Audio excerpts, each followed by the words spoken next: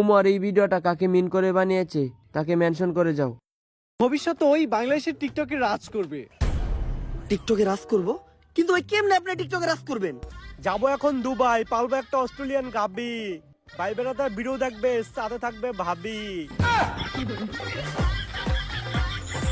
Sir আমি ঠিক এর মতো একটা সাপ্লি হইতে চাই, সফল হইতে চাইলে এর মতোই হইতে হইব।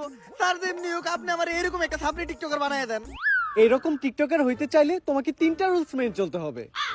প্রথম রুলস, তোমার গেট আপ নিতে হবে ছাপড়ির মতো। অবশ্য গেট আপ নেওয়ার কিছু নাই, তোমাকে অলরেডি ছাপড়ির মতোই দেখা যায়। দ্বিতীয় রুলস, তোমার মধ্যে কোনো লজ্জা শরম থাকা যাবে না। স্যার পুষ্পা ভাইয়ের এমনি তো কোনো লজ্জা শরম নাই। আর তৃতীয় রুলস, এই নাও এটা খাও।